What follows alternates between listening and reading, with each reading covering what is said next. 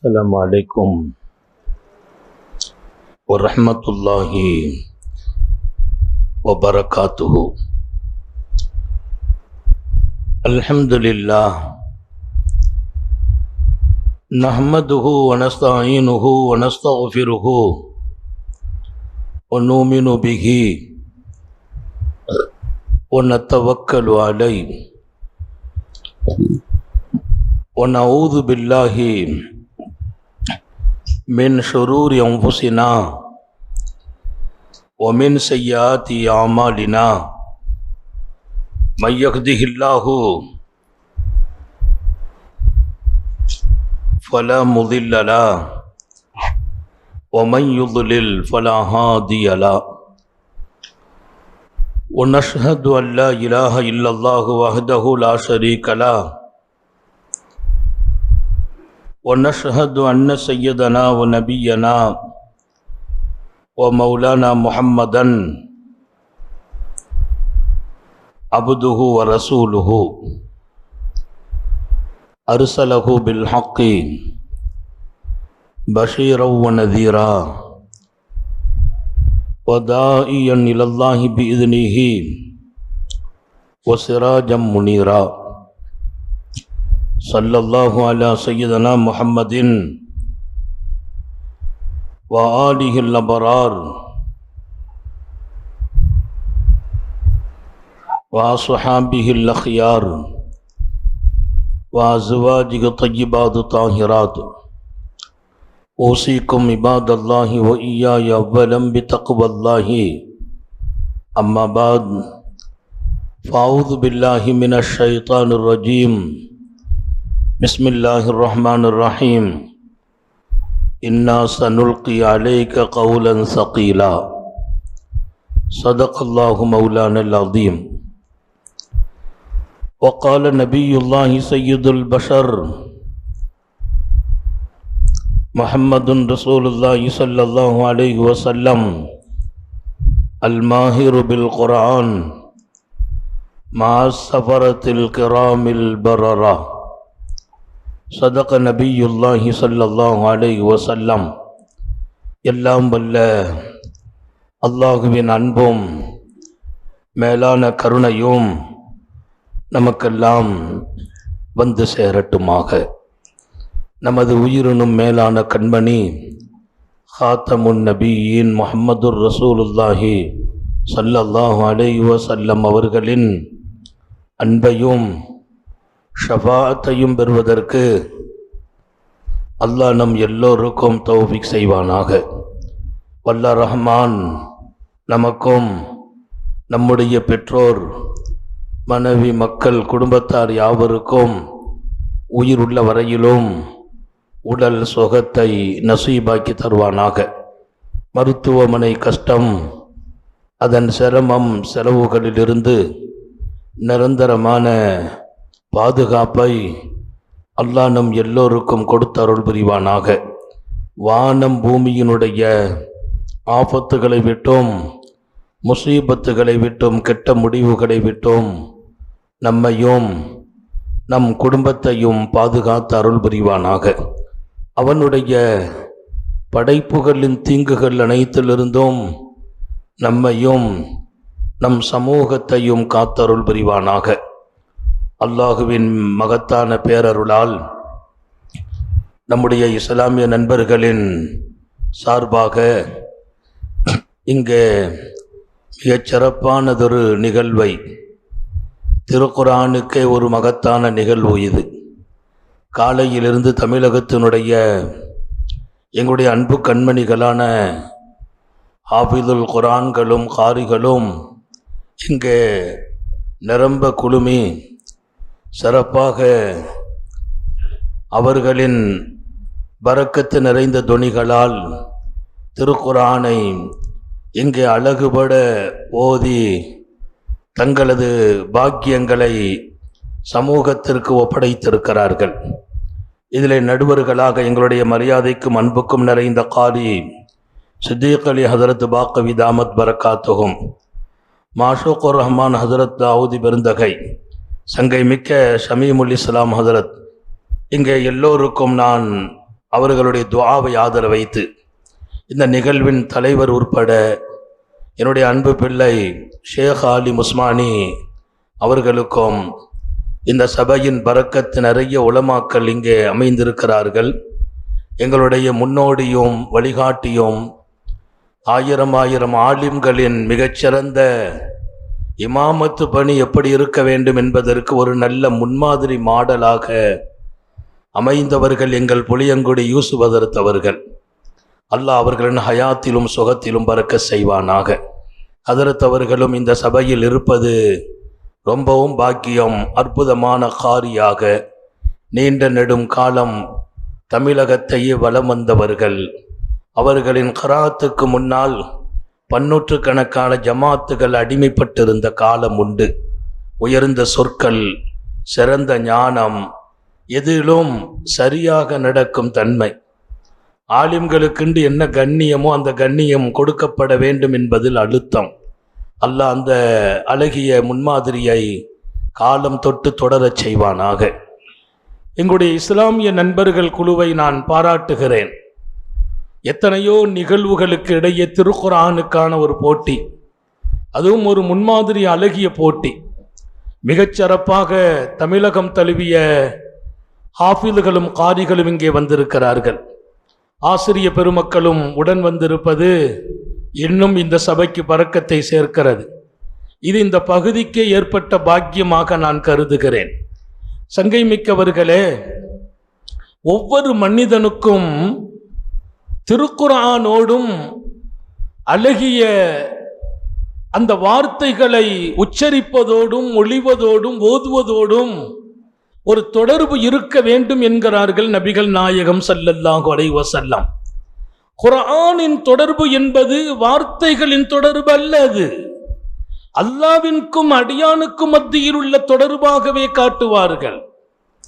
குர்ஆனோடு இருக்கும் தொடர்பு என்பது ரப்போடு இருக்கும் தொடர்பு. அது திருக்குர்ஆன் உலகத்தில் ஆற்றிய சேவை சாதாரணமானதல்ல. உங்கள் எல்லோருடைய இதயத்திலும் நான் குறிப்பிட்ட இந்த நேரத்தில் சில செய்திகளை பதிவு செய்ய வேண்டும்.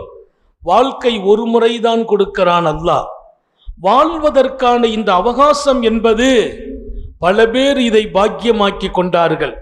வல்லல் நபி ஸல்லல்லாஹு அலைஹி வஸல்லம் சில பேர்களை அடையாளம் காட்டுகிறார்கள். இவர்களிடத்தில் என்னுடைய தீனை எடுத்துக் கொள்ளுங்கள் என்று அடையாளம் காட்டிய சஹாபிகள் உண்டு. ஆண் மக்களும் உண்டு, பெண் மக்களும் உண்டு. இன்னும் சில பேர்களை அடையாளம் காட்டுவார்கள், இவர்களிடத்தில் திருக்குர்ஆனை எடுத்துக் கொள்ளுங்கள். இமாம் புகாரி எழுதுவார், இமாம் முஸ்லிம் எழுதுவார், திருக்குர்ஆனை இவர்களிடத்தில் எடுத்துக் கொள்ளுங்கள். ஹுதுல் குர்ஆன் அன் அர்பஆ, குர்ஆனை 4 சஹாபிகளிடத்திலிருந்து எடுத்துக் கொள்ளுங்கள். சஹாபாக்களுடைய பெரிய சிஃபத் என்ன தெரியுமா? ஒருவரை வைத்து இன்னொருவரை புகழ்கிற போது அத்தனை பேர்களுக்கும் ஆசை இருக்கும், அந்த புகழுக்குரியவர்களாக நாம் இருக்க வேண்டும் என்று. காரணம் ஒன்றுதான், காரூணிய சீலர் ஸல்லல்லாஹு அலைஹி வஸல்லத்தின் நாவால் வார்த்தைகளால் நாம் புகழப்படுவது பாக்கியம் என்ற காரணம் மட்டும்தான். பெருமைக்கு அப்பாற்பட்டவர்கள், பதவிகளுக்கு அப்பாற்பட்டவர்கள், ஆசைகளின் வேட்கை அவர்களுக்கு எப்போதும் இருந்தது இல்லை. ஆனால் நபிகள் நாயகம் ஸல்லல்லாஹு அலைஹி வஸல்லம் குர்ஆனை 4 பேரிடத்திலிருந்து எடுத்துக்கொள்ளுங்கள் என்று சொன்னபோது எல்லோருக்கும் அந்த எதிர்பார்ப்பு இருந்தது. சித்தீக் நாயகம் உட்பட யாரை அடையாளம் காட்டப் போகிறார்கள்? அகிலத்தின் உத்தமர் முஹம்மது ரசூலுல்லாஹி ஸல்லல்லாஹு அலைஹி வஸல்லம். ஒவ்வொரு விஷயங்களிலும் நபிகள் நாயகம் ஸல்லல்லாஹு அலைஹி வஸல்லம் ஒரு கட்டம் இப்படி சொல்வார்கள், நான் இந்த பொறுப்பை அல்லாஹ்வும் ரசூலும் நேசிக்கிற ஒரு மனிதரிடத்தில் கொடுக்க போகிறேன் என்கிறார்கள். இன்னொரு பக்கம் இப்படியும் சொல்வார்கள், யுஹிப்புல்லாஹு வ ரசூலா, அல்லாஹ்வையும் ரசூலையும் அவர் நேசிக்கிறார் என்கிறார்கள். அந்த செய்தியை இமாம் புகாரி பதிவு செய்யும் போது சொன்ன ஒரு செய்தி என்ன தெரியுமா? அன்று அறிவிப்பை கொடுத்த அன்னலார், நான் பொறுப்பை ஒருவரிடத்தில் கொடுப்பேன், அவர் அல்லாஹ்வை நேசிக்கிறார், ரசூலை நேசிக்கிறார், அல்லாஹ்வும் ரசூலும் அவரை நேசிக்கிறார்கள் என்று சொன்னபோது அந்த பொறுப்பு நமக்கு கிடைக்க வேண்டும் என்ற ஆசை அத்தனை சஹாபிகளுக்கும் இருந்தது. அது அந்த பொறுப்பை சுமப்பதற்கான ஆசை அல்ல. சர்க்காரே ஆலம் ஸல்லல்லாஹு அலைஹி வஸல்லம் எந்த முகவரியை சொல்கிறார்களோ அந்த முகவரி உடையவராக நாம் இருக்க வேண்டும். நிறைய நேரங்கள்ல இந்த நேசம், பாசம், அன்பு இதெல்லாம் ஒரு பக்கம் மட்டும் இருக்கும். நிறைய குடும்பங்களில் நீங்கள் பார்க்கலாம், பெற்றோர்கள் பிள்ளைகள் மீது அலாதியான அன்பு வைத்திருப்பார்கள். ஆனா பிள்ளைங்க பெற்றோர்கள் மீது அன்பு வச்சுக்கிற மாட்டாங்க. கணவன் மனைவியின் மீது எல்லையில்லா அன்பு வைத்திருப்பார். அந்த மனைவிக்கு பல நேரங்கள்ல அன்பு இருக்காது. மாத்தியும் யோசிக்க சொல்லுகிறேன். மனைவி அன்புள்ளவராக இருப்பார், அதை கண்டுகொள்ளாத கணவனாகவும் இருப்பார் அவர். இப்படி அன்பு ஒரு பக்கம் மாத்திரம் இருக்கும் நிலைகள் அது அழகான அன்பும் அல்ல. அன்பு ரெண்டு பக்கமும் இருக்கணும். நாமும் நேசிக்கணும், அவர்களும் நேசிக்கணும். என் மனைவியை நான் நேசிக்கணும், என் மனைவி என்னை நேசிக்கணும். என் பிள்ளைகளை நான் நேசிக்க வேண்டும், என் பிள்ளைகள் என்னை நேசிக்க வேண்டும். அல்லாஹ் தௌஃபீக் செய்வானாக. ரசூல் ஸல்லல்லாஹு அலைஹி வஸல்லம் என் மனைவியர்கள் மீது நான் அன்பு வைத்திருக்கிறேன் என்கிறார்கள். அந்த மனைவியர்கள் அன்னலாரோடு எங்களுக்கு சொல்ல முடியாத நேசம் உண்டு என்பார்கள். அதுதான் நிஜம். இங்கே காத்தமுன் நபியின் யுஹிப்புல்லாஹு வ ரசூலுஹு வ யுஹிப்புல்லாஹ வ ரசூலா. அவர் அல்லாஹ்வை நேசிக்கிறார், ரசூலை நேசிக்கிறார். அல்லாஹ்வும் ரசூலும் அவரை நேசிக்கிறார்கள். அந்த முகவரிதான் எல்லாருக்கும் ஆசை வந்துச்சு, அந்த பொறுப்பு நமக்கு கிடைக்கணும். பெருமானார் ஸல்லல்லாஹு அலைஹி வஸல்லம் ஒரு ஆசையை தூண்டி எதிர்பார்ப்பை கூட்டி விட்டுற பழக்கம் இருக்குது. அது மாலை நேரம் அந்த மஜ்லிஸ் நடக்குது. திடீர்னு அறிவிப்பு செய்கிறாங்க, யார் என்பதை நாளை காலை தீர்மானிக்கப்படும். அந்த ஹதீஸை இமாம் புகாரி அறிவிக்கிறார். அன்னைக்கு ராத்திரி ஒரு சஹாபியும் தூங்கல்லங்கிறார். ஒரு சஹாபியும் தூங்கல்ல. ஐயுஹும் யுஅதா, எல்லோருக்கும் என்ன கனவு, யாருக்கு அது கொடுக்கப்படும்? அவரவர்கள் தங்கள் வாழ்க்கையை நோக்கி கொஞ்சம் பின்னோக்கி நடை ஓடுகிறார்கள். எனக்கு என்ன இல்லை, நான் அல்லாஹ்வை நேசிக்கிறேனா? என் வாழ்க்கையை எல்லா இடத்திலும் கொண்டு நிறுத்துகிறார்கள். நான் ரப்பை நேசிக்கும் இடத்தில் வாழ்ந்திருக்கிறேனா? கரெக்ட், வாழ்ந்திருக்கிறேன். அல்லாஹ் என்னை நேசிக்கும் மனிதனாக இருக்கிறேனா என்று எல்லாரும் அவர்கள் தங்கள் வாழ்க்கையை கொஞ்சம் கடந்த காலத்தை நோக்கி பயணமாகி எல்லாத்தையுமே டிக் பண்ணிட்டே வர்றாங்களாம் சஹாபாக்கள். இமாம் புகாரி எழுதுவார், அவர்கள் இரவு தூங்கவில்லை. ஒவ்வொருவர்களும் கற்பனை ஓட்டத்தில் யாருக்கு கொடுக்கப்படும், அதற்கு நான் தகுதியா என்று யோசித்தார்கள். அது ஒரு முக்கியமான செய்தி. அதை தாண்டி ஒரு செய்தி, காலையில வரும்போது எல்லாரும் வந்தாங்க. எப்படி வந்தாங்க? எல்லாருமே இப்படி ஒரு எண்ணத்துல வர்றாங்க, எனக்கு தான் கொடுப்பாங்கன்னு. இதுல நமக்கு ஒரு பாடம், அத்தனை சஹாபிகளும் என்னும் அளவிற்கு இப்படி வாழ்ந்திருக்கிறார்கள். நான் ரப்பை நேசிக்கிறேன், ரசூலை நேசிக்கிறேன், அல்லாஹ்வும் ரசூலும் என்னை நேசிக்கிறார்கள் என்று அத்தனை பேரும் நம்பிக்கையோடு வந்தார்கள் என்றால் எத்தனை பரக்கத்தான வாழ்க்கை அந்த பெருமக்கள் வாழ்ந்திருக்கிறார்கள். யாருக்கு கொடுக்கறாங்கிறது பின்னால. எல்லாரும் இப்படி முடிவெடுக்கிற அளவிற்கு அவர்கள் வாழ்க்கையை எவ்வளவு அழகுபடுத்தி இருக்கிறார்கள். நான் ரப்பின் நேசத்திற்கு தகுதியானவன் என்று தங்களை தீர்மானிக்கும் இடத்தில் ஒவ்வொரு சஹாபிகளும் தங்களை அடையாளப்படுத்தி கொண்டார்கள் என்றார் இமாம் புகாரி. அல்லாமா ஐனியும் விளக்க உரையில் எழுதுவார், எல்லா சஹாபிகளும் அந்த வார்த்தைக்கு தகுதியானவர்களாகவே வாழ்ந்தார்கள். இன்னொரு விஷயம் தெரியுமா? யாருக்கு கொடுக்கப்பட்டு விட்டதோ அதற்கு பின்னால் அதை ஏற்றுக்கொள்ளும் மனமும் வைத்திருந்தார்கள். பொறாமை வரவில்லை சஹாபிகளின் வாழ்க்கையிலே.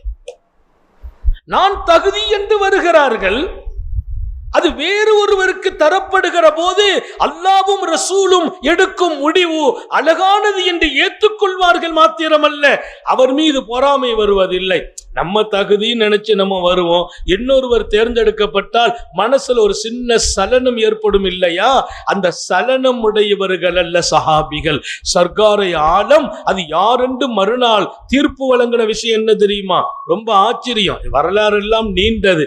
நான் சொல்றது அந்த நுணுக்கத்தை பாருங்க. காலையில வந்த உடனே பெருமானார் சஹாபாக்களை ஒரு பார்வை பார்க்கிறாங்க. அப்படி பார்த்தபோது பக்கத்திலே இருக்கிறார் உமர் இப்னுல் கத்தாப், உஸ்மான் இப்னு அஃபான், சித்திகுல் அக்பர், நேருக்கு நேராக அப்துர் ரஹ்மான் இப்னு அவுஃப், இப்படி எல்லா சஹாபிகளும். பெருமானார் அப்படி ஒரு பார்வை பார்த்துட்டு இந்த பக்கம் பார்க்கறாங்க, இந்த பக்கம் பார்க்கறாங்க. அவங்க நினைக்கிறாங்க நம்ம தான் பக்கத்துல இருக்கிறோமே, கையில கொடுத்துட வேண்டியதானே, அங்க இங்கேயும் பார்க்கிறார்களே, எதற்கு என்று எல்லாரும் என்ன தோணும் அளவிற்கு பெருமானார் கேட்டார்கள், ஐனா அலி இப்னு அபி தாலிப், எங்கே அலி அவர்களை என்று. ஆச்சரியமும் ரொம்ப ரொம்ப யோசிக்க வேண்டிய விஷயம் என்று சொல்வார் இமாம் ஐனி. அன்றைய தினம் மாத்திரம் அல்ல, நேற்று இது அறிவிக்கப்பட்ட தினத்திலும் இமாம் அலி இல்லை. ராத்திரி கற்பனையில் இருந்தார்களே சஹாபிகள், ஒலம் எனாமு லைலா, இரவு தூங்காமல் இருந்தார்களே, அந்த கூட்டத்திலும் அலி இல்லை. அல்லாஹ் ஒருவரை தேர்ந்தெடுக்கிறான் என்றால் அவர் சபைக்கெல்லாம் வர வேண்டியதில்லை. பொறுப்புகளும் இன்னொரு பக்கம் நமக்கு வரவேண்டிய அல்லாஹ்வின் பேர் அருளும் கிடைக்க இருக்குமையானால் அது கதவை தட்டியும் அல்லாஹ் கொடுத்து விடுவான்.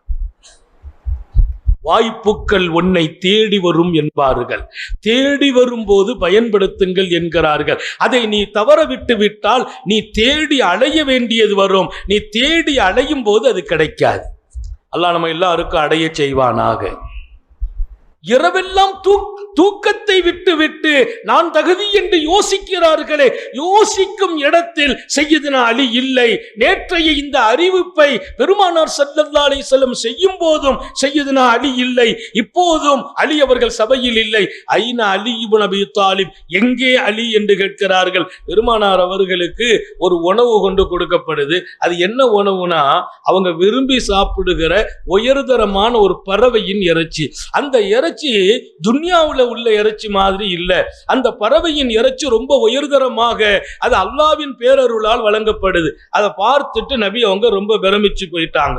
பிரமிச்சு போயிட்டு அவங்க ஒரு துஆ செய்யறாங்க ஸல்லல்லாஹு அலைஹி வஸல்லம், ரப்பே இந்த உணவு ரொம்ப அழகான உணவு, இதுவரைக்கும் நான் பார்த்ததில்லை, நீ என்ன தேர்ந்தெடுத்து கொடுத்திருக்கிறாய், எனக்கு ஒரு ஆசை, இத நான் உளப்பூர்வமாக நேசிக்கிற ஒருவர், நீ நேசிக்கிற ஒருவர், நம்மை நேசிக்கிற ஒருவர் இதை சாப்பிட வந்தா நல்லா இருக்குமே நினைச்சாங்களாம் பெருமானார்.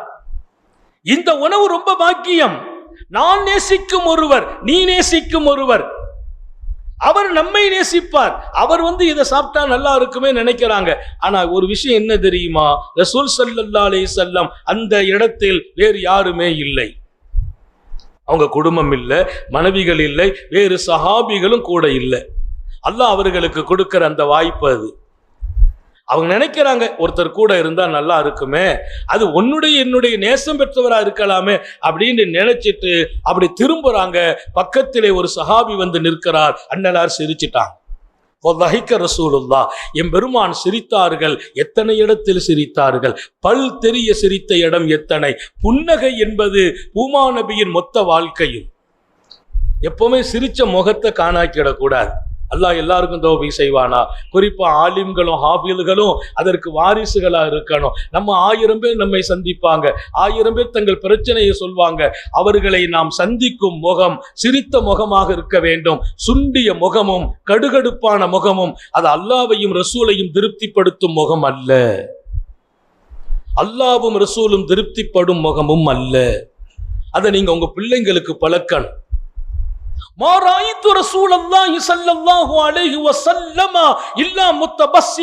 ரசூலை நான் பார்க்கிற காலம் எல்லாம் புன்னகை இல்லாமல் பார்த்ததில்லை. ஜரீர் பின் அப்துல்லாஹில் பஜ்லி சொல்வார். ஜரீர் பின் அப்துல்லாஹில் பஜ்லி சொல்வார், அன்னலாரை நான் பார்க்கிற போதெல்லாம் ஒரு மனிதருக்கு கவலை இருக்காதா? துயர்கள் இல்லையா? துன்பங்கள் இல்லையா? சோதனைகள் இல்லையா? எல்லாம் இருந்தது. ஆனால் மக்களை சந்திக்கிற போது சிரித்த முகம் எம் பெருமான் காணாக்கியதில்லை. அல்லாஹ் நமக்கும் அந்த நசீபில் பங்களிப்பானாக. ஆமீன் சொல்லுங்க. ஹாபிஸ்கள் நிறைய இருக்கிறாங்க, குர்ஆன் உடையவர்கள் வாழ்கிறோம். அது கிடைச்சிச்சுன்னா நம்ம ரொம்ப பாக்கியமாயிடுவோம். நிறைய வேறு சில நேரங்கள்ல நம்மை கோபப்படுத்தி பார்க்க நினைப்பாங்க. அப்பவும் கூட நம்ம புன்னகையை வெளிப்படுத்திட்டோம்னு சொன்னா அவங்க தோத்து போயிடுறாங்க, நம்ம ஜெயிக்கிறோம். ஜெயிக்கிறதுக்கு பெரிய களமாட வேண்டியதில்லை, அழகிய சிரிப்பிலும் நாம் ஜெயித்து விடுகிறோம். அல்லாஹ் எல்லாருக்கும் தௌஃபீக் செய்வானாக. சர்க்காரை ஆலம் ஸல்லல்லாஹு அலைஹி வஸல்லம் சிரிக்கிறாங்க. வந்து நிற்கிறார் அந்த உணவை சாப்பிட தகுதியானவர். அவங்க கேட்டாங்களாம், அல்ஹக்கல்லாஹு சின்னக், சாபாக்களுடைய அழகிய நட, அல்லாஹ் தங்களை எப்போதும் சிரிக்க வைப்பானாக. தங்கள் பல்லுக்கு சிரிப்பு அழகா இருக்குது. அத சாபி சொல்லுகிறாங்க, அல்ஹக்கல்லாஹு சின்னக் பிமல்லஹிக்கத யா ரசூலல்லாஹ், அல்லாஹ் தங்களை சிரிக்க வைக்கட்டும், இப்ப ஏன் சிரிக்கிறீங்கன்னு கேட்டாங்க. அவங்க இப்ப ஏன் சிரிக்கிறீங்கன்னு கேட்கிற கேள்வி முக்கியம் இல்லை, அதுக்கு முன்னால் ஒரு துஆ. தாஹா ரசூலுல்லாஹி ஸல்லல்லாஹு அலைஹி வஸல்லம் அவர்களுக்கு அல்லாஹ் தங்கள் பல்லை எப்போது சிரிக்க வைக்கட்டும். அவர் சொன்னாங்க ஸல்லல்லாஹு அலைஹி வஸல்லம், ஒண்ணும் இல்லப்பா, அந்த இறைச்சி ரொம்ப உயர்வானது, ரொம்ப பிரியமா இருக்குது, எனக்கு நான் சாப்பிட நினைச்சேன், அல்லாஹ்வுக்கு ரசூலுக்கும் பிரியமான ஒரு ஆள் வந்தா நல்லா இருக்கும் மனசுல நினைச்சேன், அல்லாஹ் உங்களை கொண்டு விட்டுட்டான். அவங்க உடனே அல்ஹம்துலில்லாஹ்னு சொல்றாங்க. அங்கே நின்றவர் யார்? சய்யிதுனா அலி ரலியல்லாஹு அன்ஹு. பல இடங்களில் முகவரிப்படுத்துகிறார்கள் அலியுன் கர்ரமல்லாஹுவை. எனவேதான் அலி அவர்களை குறை சொன்னவர்கள் அவர்கள் அல்லாஹ்வின் வருத்தத்துக்கு உரியவர்கள் என்று நமது கொள்கையாளர்கள் செய்தி எழுதுவார்கள். அலி ரலியல்லாஹு அன்ஹு குறை சொல்றது அல்லாஹ்வுடைய வருத்தத்தை கொடுத்து விடும், ரசூலின் வருத்தத்தை கொடுத்து விடும்.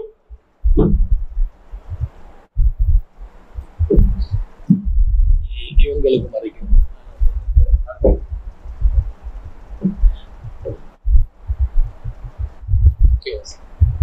ஐன அலி இப்னு அபி தாலிப் என்று கேட்டார்கள் என்று இமாம் புகாரி எழுதுவார். அவங்க கையில தான் பொறுப்பு ஒப்படைக்கப்பட்டது.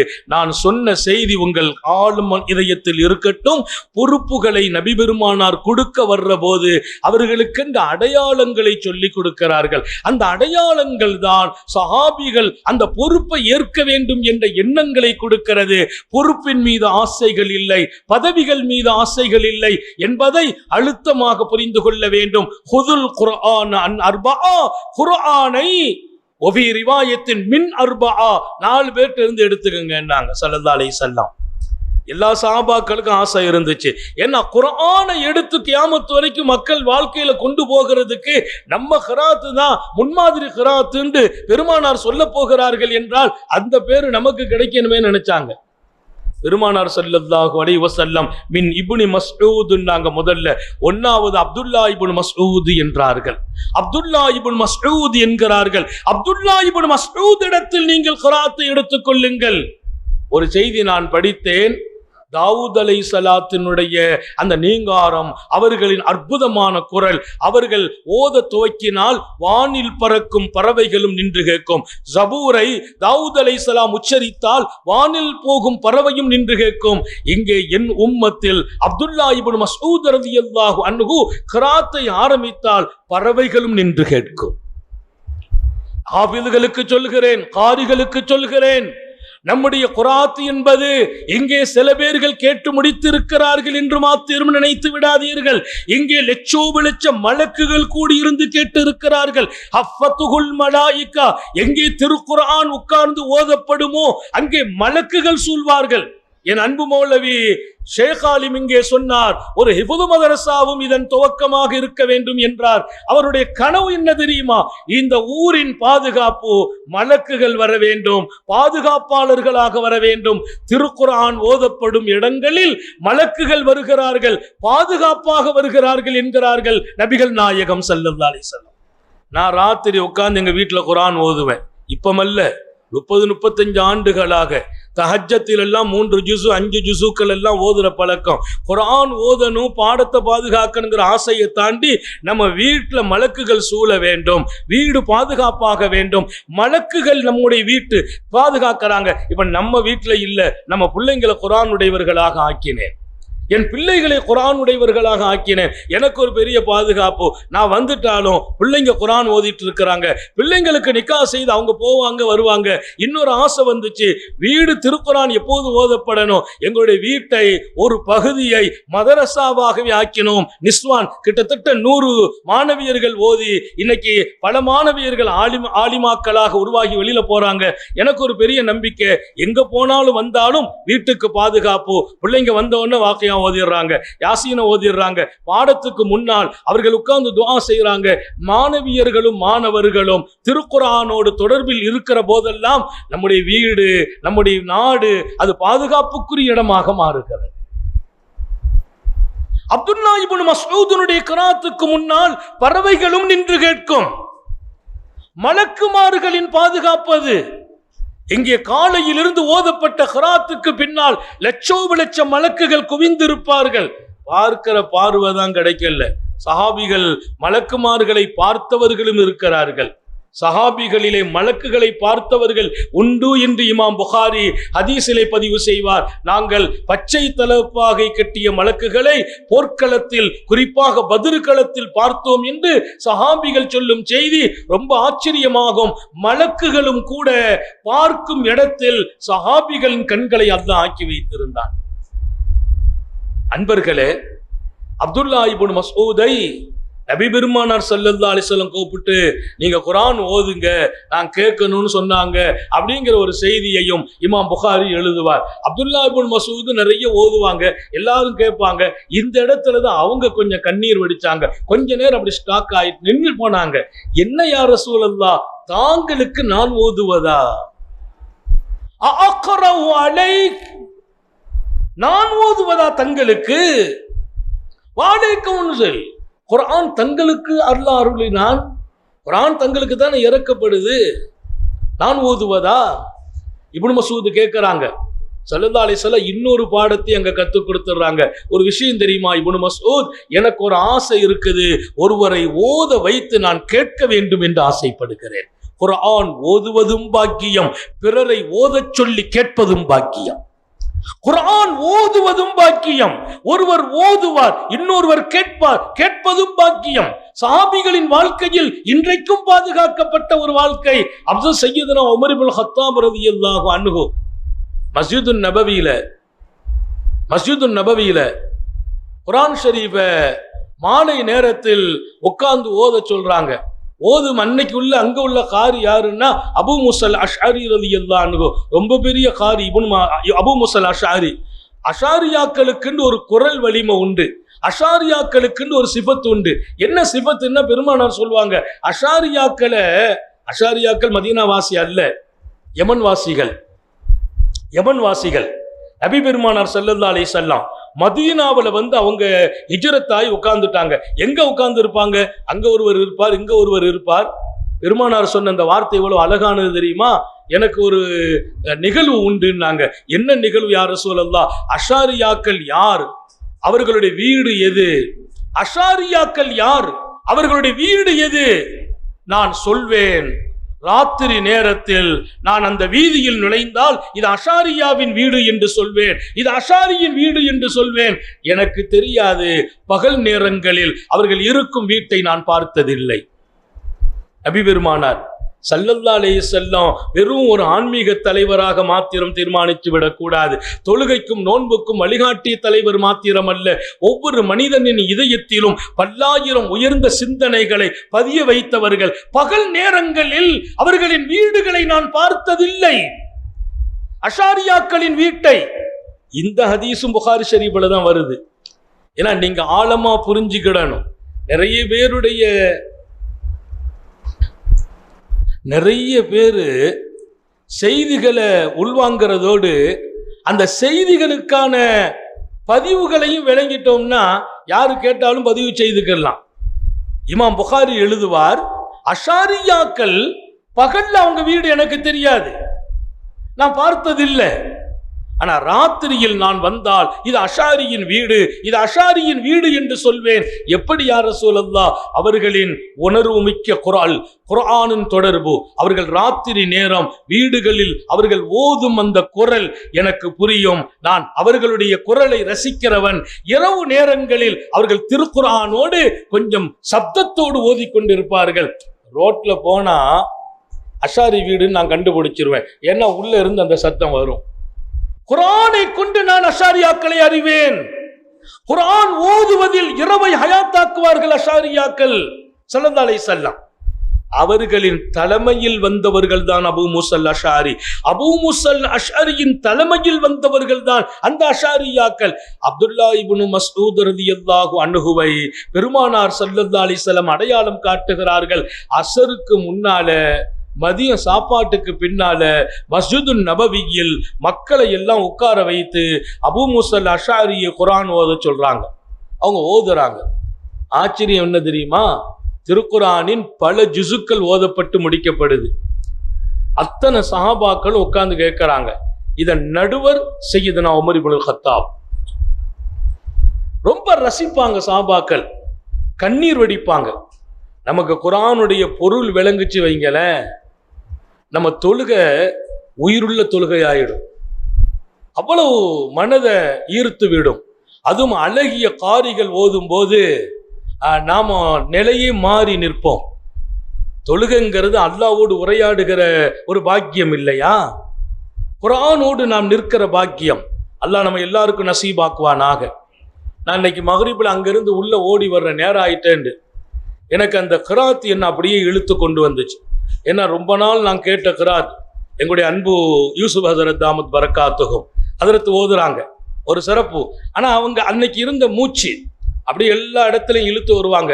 இப்போ மூச்சை விடுறாங்க. மூச்சை விட்டாலும் அவர்கள் விடுவதுதான் அங்கே அழகு.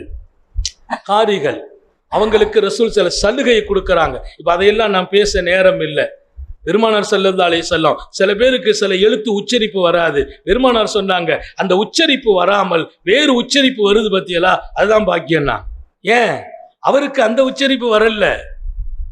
யாரையும் குறைகண் கொண்டு பார்க்கிற பார்வையை நபி பெருமானார் கொடுக்கிறதே இல்லை. ஹாத்தமுன் நபியின் சர்க்காரை ஆலம் அவர்கள் அன்பு தோழர் அபு மூஸா அஷ்அரி எனக்கு ஒரு நேரம் தந்திருக்காங்க. அதுல ஒரு நிமிஷம் முந்தாம பிந்தாம முடிச்சுக்கிடுவோம். ஆனா கூடுதலாத்தான் தந்திருக்கிறார் ஷேக் மௌலவி. இருப்பினும் அவசியம் என்பதால் அந்த டயத்தில் நான் நிறைவு செய்வேன்.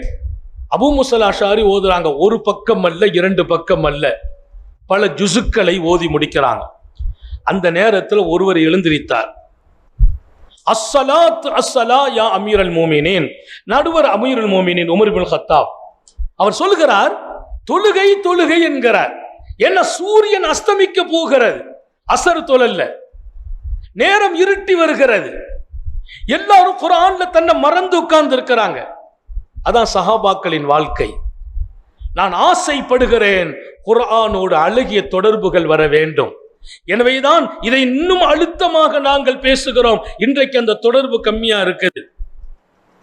நான் பக்தாதுக்கு சென்றேன். ஹதரத் முஹய்யித்தீன் அப்துல் காதிர் ஜீலானி ரலியல்லாஹு அன்ஹு அவர்களின் ஜியாரத்துக்கு போன போது அந்த மஸ்ஜிதில் ஜும்மா தொழுகைக்காக போறோம். காலையில ஒரு 9 மணிக்கெல்லாம் நாங்க ஜியாரத்துக்கு போயிட்டு ஒரு 2 ரக்காத்து நான் லுஹா தொழுதுட்டு போவோமேன்னு போனா 9 மணிக்கு பள்ளி ஃபுல்லா இருக்குது. நான் கேட்டேன், இது என்ன கூட்டம்னு கேட்டேன். அவங்க சொன்னாங்க, மக்கள் ஜும்மாவுக்கு இங்க 8 மணிக்கெல்லாம் வந்துருவாங்க, அங்க பேச முடியல, வெளியில இருந்து உள்ள போனால் அங்கே ஒரு காரி ஓதுகிறார், அவ்வளவு பேர் உட்கார்ந்து கேட்டுக்கிட்டு இருக்காங்க. நாங்க வேற வழி இல்லை, அப்படியே உட்கார்ந்துட்டோம். நாங்க ஜியாரத்துக்காக தயாரா தான் வந்தோம், அப்படியே உட்கார்ந்தோம். 1.5 மணி நேரம் அவர் ஓதுனார். அப்புறம் 10:30க்கு இன்னொரு காரி மாறுகிறார், அவர் ஓதுகிறார். நாம ஜும்மா வரைக்கும் குர்ஆனை கேட்டுக்கொண்டே இருக்கிறாங்க மக்கள். இடையில எஞ்சி யாரும் ஒதுவு செய்யவே போகல. எனக்கு ஒரு உண்மை புரிஞ்சிச்சு, இவங்க ஒதுவுடனேயே உட்கார்ந்து குர்ஆனை ஓதுறாங்க மாத்திரமல்ல, ஒதுவுடனேயே குர்ஆனை கேட்கிறாங்க. அந்த ஒதுவுடனேயே ஜும்மா நடந்துச்சு. காலையிலே 9 மணி நான் உள்ள போற போது சஹாபிகளின் அந்த நடைமுறை அது உங்களுக்கு தெரியும். மிஸ்ரிலும் ஈராக்கிலும் பக்தாத்திலும் மிகச்சிறந்த காரிகள். அல்லாஹு அக்பர். எழுந்திருக்க மனசே வரல, எழுந்திருக்க மனசே இல்லை. ஒருவர் ஓதுகிறார், ஓதுனா கேட்கறது மட்டும் இல்லை, அல்லாஹு அக்பர்னு ஒரு சத்தம். அந்த அந்த அந்த அவருடைய அந்த துணி அந்த இடத்துல எங்க நீட்டணும், எங்க ஏத்தணும், எங்க இறக்கணும், அப்படி ஒரு ஏத்தி இறக்கும் போது அவர் மூச்சை கட்டி ஓதுற போது இங்கிருந்து கொடுக்கிற அந்த உற்சாகம் என்பது ரொம்ப ரொம்ப என்னையும் மிகைக்க வைத்தது, ரொம்ப பிரமிக்க வைத்தது. இன்றைக்கு நான் சொல்வேன், இப்படி ஒரு கிராத்தை உமர் இப்னுல் கத்தாப் மஸ்ஜித் நபவியில நடத்துறாங்க. அவர் இடையில எழுந்திருச்சு தொழுகன்னு சத்தம் போட்டார். அது வரைக்கும் யாருக்குமே தெரியல சூரிய மறைய போகுது. நேரம் நெருங்கி போச்சு. உமர் ரலியல்லாஹு அன்ஹு இஷ்குல சொன்ன வார்த்தை என்ன தெரியுமா? அவலஸ்னா ஃபீ ஸலாத். ரொம்ப ஆச்சரியமான வார்த்தை. அவலஸ்னா ஃபீ ஸலாத். என்னப்பா தொழுகை? இப்ப தொழுகையில தானே நம்ம இருக்கிறோம், இல்லையான்னு கேட்டாங்க. அவலஸ்னா ஃபீ ஸலாத், நம்ம தொழுகையில இல்லையா? குர்ஆனோடு இருக்கிறோம், முனாஜாத்து ரப்பு, ரப்போடு உரையாடுவது தொழுகை, ரப்போடு உரையாடுவது குர்ஆன் என்றார்கள். குர்ஆன் அல்லாஹ்வோடு நாம் பேசுறது, தொழுகை அல்லாஹ்வோடு நான் நிக்கிறது. முனாஜாத் அவங்க சொல்றாங்க அவலஸ்னா ஃபீ ஸலா, நம்ம இப்ப தொழுகையில இல்லையான்னு கேட்டாங்க. அவர் அமைதியா உட்கார்ந்துட்டார். ஒரு 10 நிமிஷம் அதுக்கு பின்னால குர்ஆன் ஓதப்பட்ட பின்னால் எழுந்திருச்சு ஜமாத்தை ஆரம்பிக்கிறார்கள். ஒருவர் எழுந்திருச்சு வெளியில போகல, அத்தனை பேரும் தக்பீர் கட்டுறாங்க. அங்கேயும் ஒரு பாடம், ஒதுவுடன் காரி மாத்திரம் அல்ல கேட்டவர்களும் இருந்தார்கள். அல்லாஹ் நம்ம எல்லாருக்கும் ஒதுவை பாதுகாக்க தௌபீக் செய்வானாக. ஒது இல்லாம நம்ம முடிஞ்ச வரைக்கும் நம்மளை பாதுகாத்துக்கிறணும். அதுவும் குறிப்பா ஹாஃபிதுகள், காரிகள், குறிப்பா சின்ன வயசு உள்ளவங்க தக்க வச்சுக்கங்க. ஏன்னா ஒதுவோடு இருக்கிறதுல பல பரக்கத்து இருக்குது. குறிப்பான பரக்கத்து என்னன்னா அல்லாஹ்வுடைய பாதுகாப்பு கிடைக்கும், நம்ம கேட்கிற துஆவுக்கு கபூலியத் இருக்கும், நம்மை சந்திக்கிறவங்களுக்கு நம்ம பேர்ல நேசம் ஏற்படும், எதிரிகளுக்கும் நம்ம பேர்ல இருக்கிற விரோதம் நீங்கும்னு எழுதுறாங்க. ஒதுவோட நம்ம தீயவர்களை சந்திச்சா கூட நம்ம முகத்துல அவருக்கு நல்ல பார்வை ஏற்படுமா. ஒதுவோடு வாழ்வதற்கு கடைசி பரக்கத் அவருடைய ரூஹு ஈமானோடு பிரியும். சில விஷயங்களை முன்மாதிரிக்காக சொல்றது. கிட்டத்தட்ட 35 ஆண்டுகள் என் வாழ்க்கையில ஒது இல்லாத நாளே கிடையாது. 35 வருஷம் 5வது ஜும்ரா 6வது ஜும்ரா அல்லாமா ஷம்சுல் ஹுதா ரஹ்மத்துல்லாஹி அலைஹினுடைய அந்த சுகுபத்தில் ஒதுவுடைய சிறப்பை விளங்கின போது அதுல இருந்து இன்றைக்கு வரைக்கும் ஒது இல்லாத இரவு இல்லை பகல் இல்லை. தூங்கிட்டா ஒது முறியும், அவ்வளவுதான். அப்போ எழுந்திருச்சா ஒது செய்துக்கிறது, யூரின் போனா ஒது செய்கிறது, நீண்ட பயணம் பாத்ரூம் போகணுமா ஒது செய்ய தண்ணி இருந்தா மட்டும்தான் போறது. அல்லாஹ் அப்படி பாதுகாத்தான். தேவையில்லாம எந்த ஒரு ஒதுவை முறிக்கிற காரியமோ உடல்ல ஏற்படாமலேயே அல்லாஹ் பாதுகாத்தான். ஒரு விஷயம்தான், நீ ஒரு ஜான் வந்தா நான் ஒரு முழம் வர்றேங்கிறான், அவ்வளவுதான். நீ ஒரு ஜான் வா, ஒரு முறை நான் வர்றேன், நீ கொஞ்சம் அப்படி வா, நான் உன்னை அதில் பாதுகாத்துறேன், அப்பப்போ எனக்கு உதவு முறிகிற சிபத்து அதெல்லாம் இல்லாம ஆக்கிடுவேங்கிறான் அல்லாஹ். நீ வா. ரப்பை நோக்கி நீங்கள் வருவதுதான் குர்ஆன், குர்ஆனின் வாழ்க்கை. இது கனமானதுங்கிறான் அல்லாஹ். இன்னா சனுல்கி அலைக கௌலன் ஸகீலா, கனமான வார்த்தையை தங்களுடைய இதயத்தில் நாம் இறக்குறோம் என்கிறான் அல்லாஹ். அது கனம்ங்கிறது வேற பொருள் மட்டும் இல்ல, உண்மையிலேயே கனம். ஸைத் இப்னு சாபித் சொல்றாங்க, ஸல்லல்லாஹு அலைஹி வஸல்லம் என் மடியில தலை வச்சிருந்தாங்க ரசூல் ஸல்லல்லாஹு அலைஹி வஸல்லம். அதே ஹதீஸை இன்னொரு பக்கம் ஆயிஷா என் மடியில ரசூல் தலை வச்சிருந்தாங்க, திடீரென்று என்னுடைய தொடை பூமி உள்ளே போகிவிடுமோ என்கிற அளவிற்கு அழுத்தம் தந்தது. நான் புரிந்து கொண்டேன், அன்னலாருக்கு வஹி இறங்குகிறது. வஹி இறங்குனா வேர்த்து விடும் என்கிறார் இமாம் புகாரி. அந்த வேர்வை முத்துக்கள் போல் இருக்கும் என்கிறார் இமாம் புகாரி ரஹ்மத்துல்லாஹி அலைஹி. வஹி இறங்கும் போது கனம் ரசூலுடைய உடல். அவங்க உடலை ஆயிஷாவின் மடியில் வைத்த போது ஆயிஷாவின் மடி கனமாக, ஆயிஷா பூமிக்குள்ளே என் கால் போகிவிடுமோ என்று பயந்தேன். இன்னா சனுல்கி அலைக கௌலன் ஸகீலா, அந்த வார்த்தையை அல்லாஹ் ரொம்ப இலகுவாக சுமக்கும் நசீபை ஹாஃபிதுகளுக்கு கொடுத்திருக்கிறான். அல்லாஹ் ஹாஃபிதுகளை பாதுகாப்பானாக. குர்ஆனை மறந்து விடாம பாதுகாக்கணும், ஓதிக்கிட்டே இருக்கணும். திருக்குர்ஆனை மனனம் செய்தது பெரிய விஷயம் அல்ல, அந்த மனனம் மௌத்து வரைக்கும் மறக்க கூடாது. ஏன்னா மறக்கிறவங்க ஒரு பெரிய குற்றவாளி என்று ஷரியத்து சொல்லுகிறது. குர்ஆனை மறந்தவங்க குற்றவாளி என்று ஷரியத்து சொல்லுகிறது. சில பேர் குர்ஆனுடைய வசனத்துக்கு இப்படியும் பதில் சொல்றாங்க, யௌம அவர்களை அல்லாஹ் மறுமையில குருடர்களாக எழுப்புவான். லிம ஹஷர்தனி ஆமா வகது குந்து பசீரா, நான் பார்வை உள்ளவனாக இருந்தேனே ரப்பே, என்னை ஏன் குருடனா எழுப்பினேன்னு கேட்பாங்களாம். அல்லாஹ் குர்ஆன்ல பதில் சொல்றான். சொல்லு.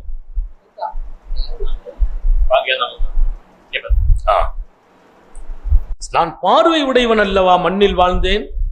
குர்ஆனுடைய வாழ்க்கை வாழலன்னு எழுதுற முஃபஸ்ஸிரீங்களுக்கு மத்தியில இப்படியும் சில பேர் எழுதுவார்கள், நீ உலகத்துல பார்வையோடு தான் இருந்தாய், ஆனா என்னுடைய வசனம் வந்த போது நீ மறந்தாய். இன்றைக்கு உன்னை நாம் மறக்கிறோம். அதுக்கு அந்த வாழ்க்கையை மறந்துட்டாருங்கிற பொருளோடு குர்ஆனின் ஹிஃபுலை மறந்தார் என்றும் எழுதுவார்கள். அல்லாஹ் மறப்பதிலிருந்து பாதுகாப்பானாக. ஓதல்லைன்னா மறந்து போயிடும், ஓதிக்கிட்டே இருக்கணும். அது ஒரு பெரிய பாக்கியம். அல்லாஹ் எல்லாருக்கும் நசீபாக்கட்டும். அவலஸ்னா ஃபீ ஸலா, நாம் தொழுகையில் இல்லையா என்று கேட்கிற அந்த வார்த்தை திருக்குர்ஆனோடு நான் இருந்தால் நான் தொழுகையில் இருப்பதற்கு சமம் என்றார்கள் உமரை ஃபாரூக் ரலியல்லாஹு அன்ஹு. சங்கை மிக்கவர்களே, திருக்குர்ஆனை 4 பேரிடத்திலிருந்து எடுத்துக்கொள்ளுங்கள். நபிகள் நாயகம் ஸல்லல்லாஹு அலைஹி வஸல்லம் அதில் அப்துல்லா இப்னு மஸ்ஊதை அடையாளம் காட்டுகிறார்கள். விண்ணின் பறவைகளும் நின்று கேட்கிற இடம். அப்துல்லா இப்னு மஸ்ஊத் ரலியல்லாஹு அன்ஹு அவங்கள நாங்கெல்லாம் அகல பைத்துன்னு நினைச்சோம். நாங்க சஹாபாக்கள் வெளியூருக்காரங்க அகல பைத்துன்னு நினைப்போம். நபி பெருமானார் ஸல்லல்லாஹு அலைஹி வஸல்லத்தோடு அவர்களுக்கு இருந்த தொடர்பு, குர்ஆனோடு ஏற்படும் தொடர்பு அல்லாஹ்வோடும் ரசூலோடும் உள்ள தொடர்பை பலப்படுத்திவிடும். இங்கே நடந்த இந்த கிராத்துக்கு பின்னால் இங்கே அதிகமாக ஓதுகிறவர்கள் உருவாக வேண்டும். குறிப்பாக இந்த மண்ணில் ஹாஃபிஸ்கள் உருவாக வேண்டும். அல்லாஹ் எல்லாருக்கும் தௌஃபீக் செய்வானாக. எங்களுக்கெல்லாம் குர்ஆனுடைய அருமையெல்லாம் விளங்காத காலம், என்னாண்டே தெரியாது. சின்ன வயசு எங்க தகப்பனாரும் தாயாரும் கொண்டு ஓத வச்சாங்க. இன்னுமே புரியாத நேரத்தில் ஹாஃபிஸ் ஆகி முடிச்சோம். நல்லா ஹாஃபிஸ் ஆகும்போது ரொம்ப சின்ன வயசு. குர்ஆன் ஷரீஃபை எப்படி ஓதணும், எந்த இடத்துல என்ன ஆயத்து இருக்கும், இப்படி மாத்தி ஓதுற அளவுக்கு ஒரு இடத்துல ஒரு எழுத்து வரும்னா இந்த எழுத்து எத்தனை இடத்துல வருது. ஏன்னா வெளி கவனங்களுக்கு வாய்ப்பே இல்லை. அன்னைக்கெல்லாம் பராக்கு இன்னும் வராது, வெளி சிந்தனை வராது. குர்ஆன்னா குர்ஆனோடு. இன்னைக்கு குர்ஆனை பாதுகாக்கிறது பெரிய பிரச்சனை. இன்னைக்கு 5 வயசு பையனும் செல்போன் இல்லாம இருக்கிறது இல்லை. மக்தபு பையங்க செல்போனோடு இருக்கிறான். 1000 வெளி சிந்தனைகள், உணர்வுகள் கெட்டுப்போன காலம், ஆசைகள் நிறைந்த காலம். கொஞ்சம் வருத்தத்தோடு சொல்வேன், காம சிந்தனைகள் மிகைத்து போயிருக்கிறது இளைஞர்களின் வாழ்க்கையில். இத்தனையையும் தாண்டி நான் குர்ஆனை இதயத்தில் சுமக்க வேண்டும். சர்க்காரை ஆலம் ஸல்லல்லாஹு அலைஹி வஸல்லம் அதன் அருளை சொன்ன செய்தி ரொம்ப அழகான செய்தி. அல்லாமா தபரானி ஒரு ஹதீஸை பதிவு செய்வார்கள். உலகத்துல எல்லாரும் சொர்க்கத்தை ஆசைப்படுவாங்க. சொர்க்கம் சில பேரை ஆசைப்படுதுன்னாங்க ஸல்லல்லாஹு அலைஹி வஸல்லம். சொர்க்கத்தை நான் ஆசைப்படுகிறேன். எங்கள் தாய்மார்களுக்கும் சொல்கிறேன், நீங்களும் ஹாஃபிஸாக வேண்டும், குர்ஆன் மனனமாக வேண்டும். இப்ப ஒண்ணு வயசு போகல. எனக்கு தெரிந்து திருமணமாகி குழந்தைகள் பெற்ற பின்னால் ஹாஃபிஸான பெண்கள் எங்கள் ஊரிலும் இருக்கிறார்கள், எங்கள் பக்கத்து ஊர்களில் இருக்கிறார்கள். அது ரொம்ப விசேஷமானது. திருக்குர்ஆன் பெண்களுக்கு மனனமாகுவது பெரிய பாக்கியம். ஸல்லல்லாஹு அலைஹி வஸல்லத்துடைய காலத்தில் குர்ஆன் அருளப்பட்ட போது அருளப்பட்ட அத்தனை வசனம் எத்தனை இறங்குமோ அத்தனையும் பாதுகாத்த பெண்மணி 2 பெண்மணிகள் இருக்கிறார்கள். 2மே ரசூலுடைய குடும்பம். அன்னை ஹப்ஸா ரலியல்லாஹு அன்ஹா, அன்னை ஆயிஷா ரலியல்லாஹு அன்ஹா ஹாஃபிஸத்துல் குர்ஆன், குர்ஆனை மனனம் செய்த பெண்மணிகள் என்று வரலாறு அடையாளம் காட்டும். அன்னலாரின் அன்பு மனைவியான ஹப்ஸாவும் அன்பு மனைவியான ஆயிஷாவும் இறங்க இறங்க மனப்பாடம். மக்களை ஹாஃபிஸாக்குங்கள் என்று சொன்ன அன்னலார் தன் வீட்டுக்குள் அந்த அறப்பணிகளை தொடர்ந்து இருக்கிறார்கள். சொர்க்கம் சில பேர் ஆசைப்படும் நாங்க ஸல்லல்லாஹு அலைஹி வஸல்லம். அந்த கூட்டத்தில் அல்லாஹ் நம்ம எல்லாரையும் ஆக்கி வைப்பானாக. இன்னல் ஜன்னத தஷ்தாகு இலா ஸலாஸா, 3 பேரை சொர்க்கம் ஆசைப்படும். 3 பேரை சொர்க்கம் ஆசைப்படுது. சகோதரிகளும் கவனிக்கணும், அந்த 3 பேர்லையும் நம்ம இருக்கணும். இல்ல அதுல ஒரு ஆளாச்சும் ஆகணும். 3 பேர்களை சொர்க்கம் ஆசைப்படுகிறது என்று சொன்ன நபி பெருமானார் முதல்ல சொல்றாங்க, தாலில் குர்ஆன், குர்ஆனை ஓதிக்கொண்டு இருப்பவர், குர்ஆனை காலமெல்லாம் ஓதுகிறார். இரவுல பங்கு வைத்து பகல்ல பங்கு வச்சு ராத்திரில எவ்வளவு ஓதணும், பகல்ல எவ்வளவு ஓதணும். ரசூல் ஸல்லல்லாஹு அலைஹி வஸல்லம் 2 சஹாபிகளை யமன் நாட்டின் கவர்னர்களாக அனுப்புகிறார்கள். யமன் தேசத்தின் கவர்னர்களாக 2 பேரை, ஒருவர் அபூ மூஸா அல்-அஷ்அரி, இன்னொருவர் முஆத் இப்னு ஜபல். யமன்ல 2 மாநிலம், யமன்ல 2 மாநிலம். ஒரு மாநிலத்தின் கவர்னராக அபூ மூஸாவையும் இன்னொரு மாநிலத்தின் கவர்னர் முஆத் இப்னு ஜபல். 2 பேரையும் அனுப்பி வைக்கும் போது சொன்னாங்க, 2 பேர் ஒத்து போங்கன்னாங்க, ததாவான்னாங்க. 2 பேருக்கும் சொன்ன நிறைய செய்தி. மக்கள்கிட்ட எஸ்ஸிரா வலா துஅஸ்ஸிரா பஷ்ஷிரா வலா துனஃபிரா, மக்கள்கிட்ட சோபனம் சொல்லுங்க, வெறுப்புற மாதிரி எல்லாம் நடந்துக்கிடாதீங்க, மக்களுக்கு மார்க்கத்தை லேசாக்கி காட்டுங்க, கஷ்டமாக்கி விடாதீர்கள் என்று சொன்ன எம்பெருமான் கடைசியா மறக்காமல் சொன்ன ஒரு வார்த்தை தத்தாவா, ரெண்டு பேரும் ஒருத்தருக்கு ஒருத்தர் ஒத்து போங்கன்னாங்க. ஒரு பள்ளியில 2 இமாம் இருந்தா ஒரு இமாம் இன்னொரு இமாமோடு ஒத்து போகணும். ஒரு ஊர்ல 10 ஆலிம்கள் இருக்கிறாங்களா, ஒரு ஆலிமுக்கு இன்னொரு ஆலிம் ஒத்து போகணும். ஏன் ஒத்து போகல வைங்க, பெரிய ஃபித்னாவாயிடும். எங்கிட்ட வந்து மார்க்க தீர்ப்பு கேட்கிறார், நான் சொல்றேன், இன்னொரு ஆள்கிட்ட போய் கேட்டா அவரா சொன்னார் அப்படி இல்லப்பா இப்படி நீங்க சொல்லிட்டு வைங்கள, ஊர்ல பெரிய குழப்பம் நடந்து போயிடும். ஆலிம்களுக்கிடையே எப்படி இருக்க வேண்டும்? தத்தாவா, ஒத்துப்போங்கள் என்று சொன்ன அன்னலாரின் அந்த வார்த்தை நமக்கு சொந்தம், நாம வாரிஸ். நிறைய பள்ளியில மோதினாருக்கும் பேசிமாமுக்குமே ஒத்து போறது இல்லை, பெரிய விவகாரமாட்டே இருந்துகிட்டு இருக்கும். கடைசி வரைக்கும் விவகாரம் தேவையே இல்லை. அவரவர்கள் ஒருவர் மற்றவரோடு ஒத்துப்போவதால் அதுல பெரிய பரக்கத்து இருக்குது. அல்லாஹ் தௌஃபீக் செய்வானாக. துணை இமாமுக்கும் தலைமை இமாமுக்கும் ஒத்து போறது இல்லை. நான் வருத்தப்படுறதுக்காக சொல்லல, நம்முடைய நிலைகளை மாற்றிக்கொள்ள வேண்டும். எங்க பள்ளிவாசல்ல 5 துணை இமாம் இருக்காங்க. நான் இமாமத் செய்யற பள்ளியில எல்லா துணை இமாம்களுக்கும் எப்படின்னா, நான் இருக்கிற போது நான் தொலை வைக்கிறது, நான் சுபு தொலை வைப்பேன், லுஹரு அசரு மகரிபு. தலைமை இமாம்னா ஜஹரி தொலை வைக்கிறது, துணை இமாம்னா சிர்ரி தொலை வைக்கிறது. லுஹர் அசரு துணை இமாம் அப்படிலாம் இல்லை, லுஹர் அசர் நானே தொலை வைக்கிறது. ஏன்னா நம்ம இருக்கிறது 2 நாள் இருக்க போறோம், 5 வக்தையும் தொலை வச்சிடுறது. நம்ம என்னைக்கு இல்லையோ அன்னைக்கு துணை இமாம். இன்னொரு விஷயம் என்ன தெரியுமா, நான் இருக்கும்போது திடீர்னு துணை இமாம தொலை வைக்க அனுப்புறது. அனுப்பி நான் சொல்ல நீங்க ஓதுங்க, நான் கேட்கணும் ஆசையா, அவர் நல்ல என்னை விட ஹாரியா இருப்பார், அவரை நிப்பாட்டி பார்க்கறது. இப்படி நமக்குள்ளே இருக்கிற அந்த இணக்கம் தான் இன்றைக்கு கிட்டத்தட்ட 35 ஆண்டுகள் அந்த பள்ளியின் இமாமாக, ஒரே பள்ளியில 35 வருஷம் இமாம். எங்களுடைய ஜாமியாவில 35 வருஷம் பேராசிரியராக, இன்றைக்கு முதல்வராக. எங்கேயுமே போய் பணி செய்யல, ஒரே ஒரு வருஷம் வெளியில செய்தோம். 35 வருஷம் ஒரே இடத்துல. என்ன காரணம்? நமக்கும் நிர்வாகத்துக்கும் பிரச்சனை இல்லை, நமக்கும் இமாமுக்கும் பிரச்சனை இல்லை, மோதியனுக்கு பிரச்சனை இல்லை. மோதினார் எதா இருந்தாலும் அசர்த்து கேட்டுக்கங்கன்றவா, துணை இமாம்கிட்ட போய் கேட்டா அசர்த்து கேட்டுக்கங்கம்பாங்க, நிர்வாகத்துல கேட்டா அசர்த்து சொன்னாதான் செய்வோம்பாங்க. இது ஒரு நிலை. இதுல நான் யாராவது எங்கிட்ட ஏதாவது சொன்னா துணை இமாம்கிட்ட கேட்டுக்கங்கன்னு போயிடுறது. ஒருத்தர் வந்து கேட்பார், ஜும்மாவுக்கு டேட்டு வேணும்ண்டு, எங்க துணை மாமா பாருங்க, அவர்கிட்ட போய் கேட்பாங்க, நீ அசத்தை போய் பாருங்க, என்னங்க பந்து மாதிரி உருட்டுறீ அப்படிங்கிற. பந்துலாம் இல்லை, எந்த மட்டும் நீங்க கேட்காதீங்க, அந்த ஜும்மா நான் எங்கேயாவது வெளியூருக்கு போயிடுவேன், துணை இமாம் தான் இருப்பாங்க, துணை இமாம்கிட்ட கேட்டுக்கங்க. இங்கே தத்தாவா என்ற ரசூலின் வார்த்தை எத்தனை உயிரோட்டமான வார்த்தை. ஒத்துப்போங்க, ஒத்துப்போனால் நாடு நல்லாயிடும், சமூகம் நல்லாகும். அது உலமாக்களுக்கு சொந்தம். இங்கே சய்யிதுனா முஆத் இப்னு ஜபலும் அபூ முஸல் அஷ்அரியையும் குறித்து இந்த ஹதீஸையும் இமாம் புகாரி பதிவு செய்கிறார். 2 பேரும் இடையில சந்திப்பாங்களாம். அவர் அந்த மாநிலம், இவங்க இந்த மாநிலம். இந்த பகுதியா வரும்போது அவங்க நட்பை புதுப்பிச்சுக்கிடுவாங்க. 2 பேரும் சந்திச்சு பேசுவாங்க. என்ன பேசுவாங்க? ஒரு மாநிலத்தின் கவர்னர் என்ன பேசுவார், ஒரு மாநிலத்தின் கவர்னர் என்ன பேசுவார், உங்க மாநிலம் நிலை எப்படி, உங்க மக்கள் எப்படி, இப்படி பேசுவார்கள் இல்லையா? அந்த மாநிலத்தின் கவர்னர் சய்யிதுனா முஆத் இப்னு ஜபல் அபீ முஸல் அஷ்அரி சந்திக்கிறாங்க. சந்திச்சவன கேட்டாங்க, கைஃப தக்ரஉல் குர்ஆன், நீங்கள் குர்ஆனை எப்படி ஓதுவீர்கள்? ரொம்ப நான் வியந்து போன செய்தி. ஒரு மாநிலத்தின் கவர்னரை நபி பெருமானார் நியமிக்கிறார்கள் என்றால் எத்தனை மகத்துவமிக்கவர்களை, அவர்கள் எத்தனை பெரிய சேவை செய்தாலும் அவர்களின் பேச்சு மூச்சும் குர்ஆனாக இருந்தது. கைஃப தக்ரஉல் குர்ஆன் கேட்டாங்க. முஆத் இப்னு ஜபல் யாரிடத்திலே? அபூ முஸல் அஷ்அரி ரலியல்லாஹு அன்ஹு இடத்துல. அபூ முஸல் அஷ்அரி ரலியல்லாஹு அன்ஹு பதில் சொன்னாங்களா, நான் குர்ஆனை அத்தஃபவுகுஹு தஃபவுகா, கொஞ்ச நேரம் ஓதுவேன், கொஞ்ச நேரம் ஓய்வு எடுப்பேன், விட்டு விட்டு ஓதுவேன், கொஞ்ச நேரம் நின்றா ஓதுவேன், அப்புறம் படுத்துட்டா ஓதுவேன், அப்புறம் படுத்து எஞ்சி ஓதுவேன், அப்புறம் வாகனத்துல ஓதுவேன், அப்படி விட்டு விட்டு ஓதிக்கிட்டே இருப்பேன், ஒரே அடியா உட்கார்ந்து ஓத முடியாதுன்னு சொன்னாங்க. அவங்க கேட்டாங்க, அப்புறம் கைபத்த நீங்க எப்படி ஓதுறீங்கன்னு கேட்டாங்க. கைபத்தக்ரவுல் குர்ஆன் நீங்க எப்படி ஓதுவீங்க? முஆத் இப்னு ஜபல் சொன்னாங்க, நான் ராத்திரி அனாமுல் லைல், இரவுல தூங்கிடுவேன், ஒரு பகுதி தூங்குவேன், 2வது பகுதி எழுந்திருச்சு ஃபுல்லா குர்ஆன் ஓதுவது. அதல்ல முக்கியம். அடுத்த வார்த்தை சொல்றாங்க, அஹ்தஸிபு நௌமதி கமா அஹ்தஸிபு கூமதி.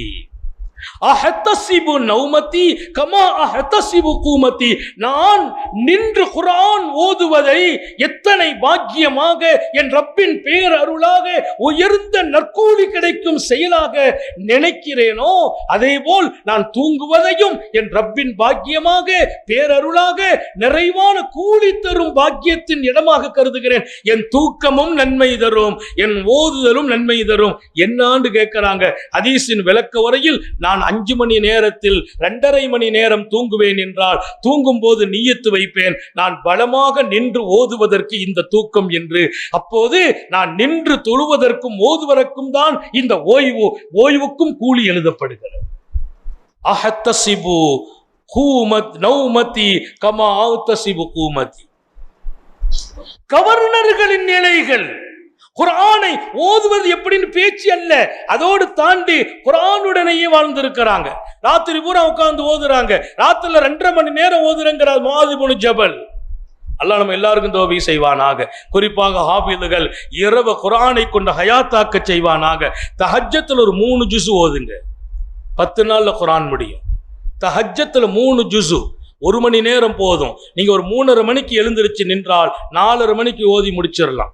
குர்ஆன்ல 2 சூரா, ஒரு 2 ஒவ்வொரு 4 8 ரக்காத் சொல்லணும். 2 ரக்காத்துக்கு ஒரு ஜுஸு அல்லது அரை ஜுஸு கணக்கெடுங்க. நான் 3 ஜுஸு இல்லாம தஹஜ்ஜத் நீண்ட காலம் முடித்ததில்லை.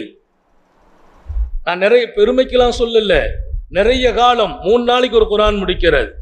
சஃபர்ல குர்ஆன் தான், போயிட்டு இருந்தா குர்ஆன் ஓதுறது. இங்க வந்து ஒரு 1/2 மணி நேரம் உட்கார்ந்துட்டோமா குர்ஆன் ஓதிக்கிறது. ஒரு நாளைக்கு 10 ஜுஸு. நான் முதர்ரிஸாக தர்ஸில் இருக்கிறேன், இமாமத்தில் இருக்கிறேன், நீண்ட பயணங்கள், நிறைய ஹிதுமத்துகள், சமூக ஹிதுமத், வீட்டு ஹிதுமத் எல்லாம் சரி. ஒரு 1/2 மணி நேரம் உட்கார்ந்துட்டோம்னா ஒரு 1.5 ஜுஸுவை முடிச்சிடுறது.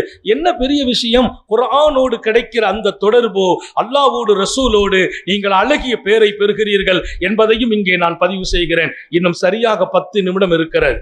அல்லாஹ் எவ்வளவு செய்தியை தருவானோ எடுத்துக்கொள்ளுங்கள். எங்கள் வாழ்க்கையையும் நாங்கள் அடையாளம் காட்டுகிறோம். காரணம், நீங்கள் வாழ வேண்டும். நாங்கள் வெறும் வார்த்தைகளை ஒப்படைக்கவில்லை, நாங்கள் வாழ்ந்து காட்டுகிறோம் என்று சொல்வதெல்லாம் நீங்கள் வாழுங்கள். முடியாதுன்னு ஒண்ணும் இல்லை. குர்ஆனோடு சஹாபிகள் வாழ்ந்தார்கள், தாபிஈங்கள் வாழ்ந்தார்கள், இமாம்கள் வாழ்ந்தார்கள். ஷாஃபி இமாம் பத்தி படிக்கலையா? ரமலான்ல பகல்ல ஒரு குர்ஆனை முடிப்பாங்க, ராத்திரி ஒரு குர்ஆன் முடிப்பாங்க. இதெல்லாம் என்ன பொய்யானதா மிகைப்பானதா? நோன்பு பிடிச்சிட்டு ஒரு குர்ஆனை முடிக்கணும்னா லேசா? பகல்ல ஒரு குர்ஆன். இமாம் அல்லாஹ் அபூ ஹனீஃபா தினமும் இரவு ஒரு குர்ஆனை முடிக்காம அவங்களுடைய பகல் வந்ததில்லை என்று படித்த செய்தி ஆச்சரியம் இல்லையா? இதை தாண்டி நான் சொல்வேன், உஸ்மான் இப்னு அஃபான் 3வது ஜனாதிபதி. உஸ்மான் இப்னு அஃபான் 3வது ஜனாதிபதி. உஸ்மான் இப்னு அஃபானை காபாவில் நாங்கள் காணுவோம். மகாம் இப்ராஹிமுக்கு நேரா ஒரு தூணு நிக்குதுன்னு நினைப்போம். மகாம் இப்ராஹிமுக்கு நேரா ஒரு தூணு நிக்குதுன்னு நினைப்போம். நீண்ட காலமா அந்த இடத்துல யாரும் போய் நிற்க முடியாது. நாங்கள் அறிந்தோம், சையதுனா உஸ்மான் ராத்திரி இஷாவுக்கு மேல அந்த இடத்தில் வந்து நிற்பார்கள். சுபுகுக்குள்ளால் ஒரு குர்ஆனை ஓதி முடிப்பார்கள். உஸ்மான் இப்னு அஃபானை நம்ம பைத்து சொல்லும் போது அவங்களை எப்படி சொல்வோம்? ஜாமிஉல் குர்ஆன். குர்ஆனை இந்த உலகத்துல திரட்டி கொடுத்த பெருமகனார். ஒரு நாளைக்கு ஒரு குர்ஆனை ஓதி முடிக்கிறாங்க. ராத்திரி பூரா, பகலெல்லாம் நாட்டின் ஜனாதிபதி பொறுப்பில். குர்ஆன் ஒரு அழகிய வாழ்க்கை. நான் 3 பேர்களை சொர்க்கம் தேடுகிறது, ஆசைப்படுதுன்னு நாங்க ஸல்லல்லாஹு அலைஹி வஸல்லம். அதில் ஒன்று தாலில் குர்ஆன், குர்ஆன் ஓதுறவங்க. அதனால நாம எல்லாரும் ஓதுறவங்களா ஆகணும். பெரிய மனிதர்களுக்கும் சொல்றேன், தாய்மார்களுக்கு சொல்றேன், நீங்க ஓதுங்க, உங்க பிள்ளைங்க ஓதுவாங்க. உங்க வீடு குர்ஆன் ஓதாம இருக்கக்கூடாது. ஒவ்வொருவர்களும் குர்ஆன் ஓதாமல் நம்முடைய ஒரு நாள் பகலும் இரவும் வரக்கூடாது. அல்லாஹ் தௌஃபீக் செய்வானாக. ஒரு பெரிய போட்டியை நடத்திட்டோம். இதிலிருந்து நமக்கு ஒரு அசராத் ஏற்படணும். நம்ம லைஃபை மாற்றக்கூடியதாக நாம் ஆக்கி கொள்ள வேண்டும். ஏதோ வந்தாங்க பேசுனாங்க இல்லை, இதுக்கு பின்னால இங்கே ஓதுகிறவர்கள் அதிகமாக வேண்டும். நான் ஓதுவதால் சொர்க்கம் என்னை தேடும் இடத்திற்கு போகிறேன். 3 பேரு, 3ஐயும் சொல்ல நேரம் இல்லை, இன்னும் ஒரு 5 நிமிஷம் தான் இருக்குது. அதனால குர்ஆன் ஓதுபவர்களை சொர்க்கம் தேடுகிறார். அந்த இடத்துல நாம் இருக்க செய்வானாக ரப்புல் ஆலமீன். சஹாபிகள் அதன் உடையவர்களாக இருக்கிறாங்க. 4 பேரிடத்தில் குர்ஆனை எடுத்துக்கொள்ளுங்கள். ஹுதுல் குர்ஆன மின் அர்பா.